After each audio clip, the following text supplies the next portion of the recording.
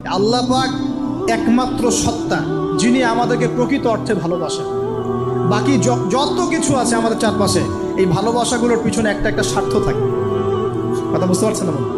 সন্তানকে অনেক ভালোবাসেন, বুঝলাম, পিতামাতা, কিন্তু এই সন্তান যদি আপনার মনের মতো করে না চলে, একসময় কিন্তু আপনিও সন্তানের উপর রুষ্ট হবেন না? স্ত্রীর জন্য এত কিছু করছেন, দেখবেন কোনো একদিন আপনি করতে পারলেন না, দেখবেন সেদিনই আপনাকে একদম ধুয়ে রেখে দিল। এমন হয় কি না? তা আমাদের ভালোবাসাগুলোর পিছনে কোনো কোনো স্বার্থ থাকে কি না? আর এই যে জেনা চলছে, এই জেনার মধ্যে মূল স্বার্থটা কি? যৌনতা। মূল স্বার্থ কি? ছেলেও চায় মেয়েকে ভোগ করতে, মেয়েও চায় ছেলেকে ভোগ করতে, এবং বলে না না এটা পবিত্র ভালোবাসা, আমরা বিয়ে করার জন্যই জেনা করেছি, নাউজুবিল্লাহ। তাই না? বলে না, আমরা তো বিয়ে করব, সমস্যা কি? ফ্রি মিক্সিং করলে কি সমস্যা? তাহলে বিয়ে যদি করবা, তাহলে মেলামেশা বিয়ের পরেই করো, ব্যাস, নিঃস্বার্থ প্রমাণ হবে। বিয়ে যদি করার উদ্দেশ্য থাকে, তাহলে বিয়ের আগে আর দেখা সাক্ষাৎ করো না, কথাবার্তা বলো না।